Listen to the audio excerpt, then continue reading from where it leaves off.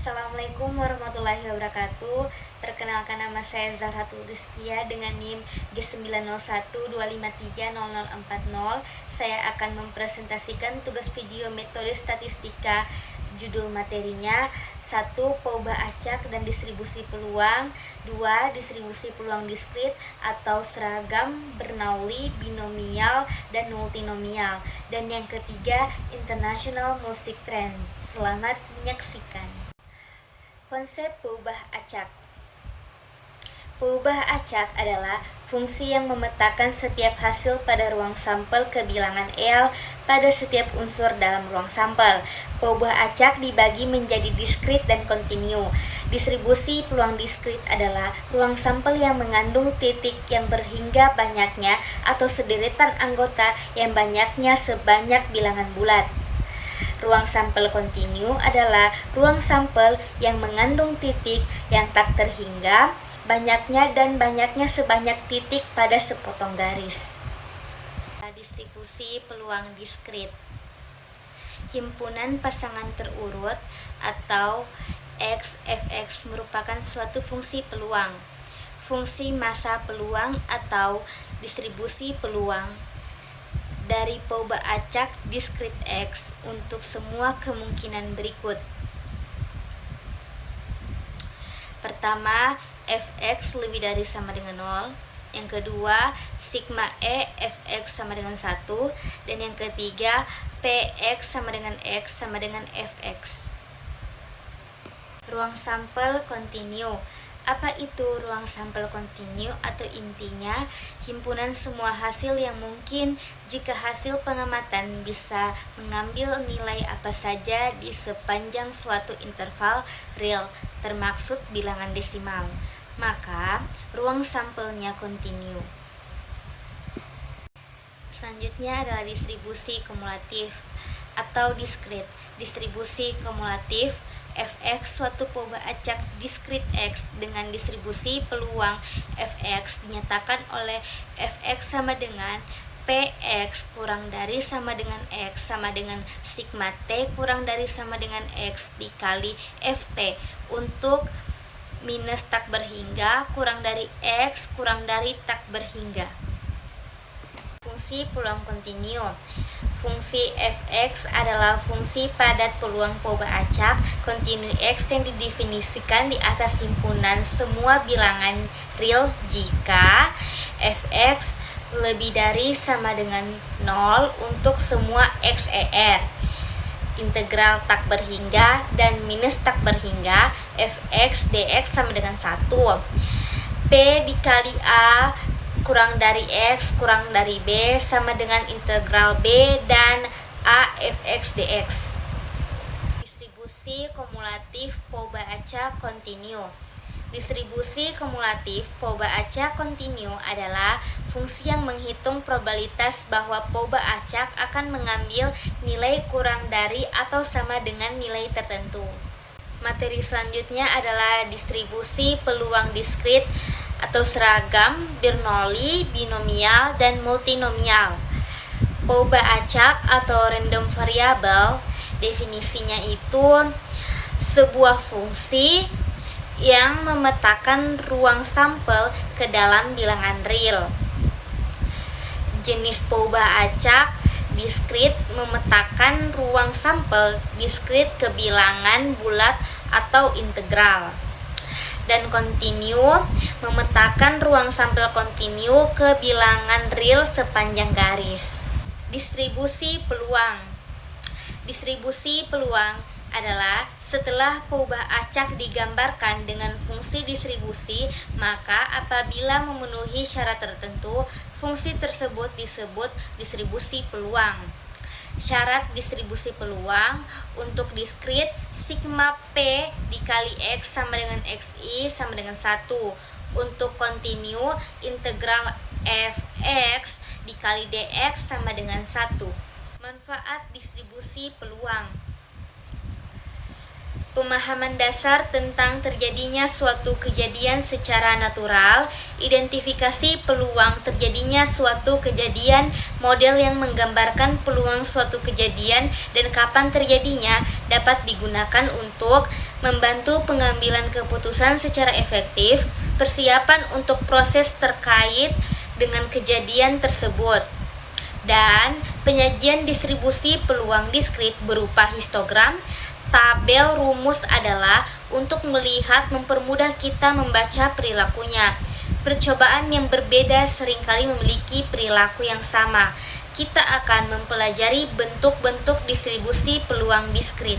Distribusi seragam atau uniform diskrit. Cirinya, semua nilai peubah acaknya memiliki peluang yang sama.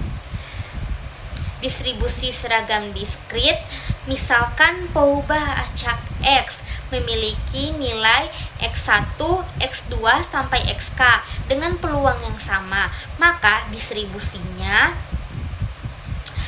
Fxk sama dengan 1/k, X sama dengan Xi, X2 sampai XK, dan teoremanya distribusi seragam diskrit retaan. Nah, rumus retaan min rata-rata sama dengan sigma KI sama dengan I kali XI per K, dan varians sama dengan sigma KI sama dengan I dalam kurung XI kurang min rata-rata kuadrat per K. Dan itulah rumus dari distribusi seragam uniform diskrit. Distribusi Bernoulli. Ciri-cirinya, percobaan terdiri atas suatu usaha yang memberikan hasil yang dapat dikelompokkan menjadi sukses dan gagal. Peluang sukses dinyatakan dengan P tidak berubah dari usaha satu ke usaha yang lain.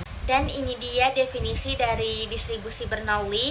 Suatu P kali AX mempunyai distribusi Bernoulli jika dan hanya jika distribusinya Fxp sama dengan P pangkat X dikali 1 kurang P pangkat 1 kurang X sama dengan P pangkat X dikali Q pangkat 1 kurang X untuk X sama dengan 0,1. Dan teoremanya itu distribusi Bernoulli mempunyai rata-rata dan varians. Rumus mencari rata-rataannya, Fxp sama dengan P pangkat X dikali 1 kurang P pangkat 1 kurang X sama dengan P pangkat X dikali Q pangkat 1 kurang X untuk X sama dengan 0,1. Min rata-ratanya itu P. Dan untuk variansnya, rumus variansnya itu P dikali Q. Keterangan tambahannya untuk mencari P dan Q-nya itu P sama dengan 1/2 dan Q 1 dikurang P. Selanjutnya distribusi binomial. Ciri-cirinya, percobaannya berdasarkan proses Bernoulli yang memiliki syarat. Percobaan terdiri atas N usaha yang berulang. Tiap usaha memberikan hasil yang dapat dikelompokkan menjadi sukses dan gagal. Peluang sukses dinyatakan dengan P tidak berubah dari satu usaha ke usaha yang lain. Tiap usaha bebas dengan usaha lainnya. Definisi dari distribusi binomial, suatu usaha Bernoulli dapat menghasilkan sukses dengan peluang P dan gagal dengan peluang Q. Q sama dengan 1 kurang P, maka distribusi peluang P dikali A. Binomial X yaitu banyaknya yang sukses dalam N usaha bebas. Dan selanjutnya kita akan melihat rumus binomial B kali X N P sama dengan N pangkat X dikali P pangkat X dikali Q pangkat N kurang X sama dengan 0, 1, dan 2 sampai seterusnya. Teoremanya, distribusi binomial B, X, N, dan P mempunyai rataan. Rumus rataannya itu min rata-rata sama dengan N kali P. Dan distribusi binomial juga mencari varians. Rumus variansnya, varians sama dengan N dikali P kali Q. Selanjutnya kita ke distribusi multinomial. Ciri-cirinya, percobaan binomial yang apabila tiap usahanya memberikan lebih dari 2 hasil yang mungkin. Rumus dari distribusi multinomial.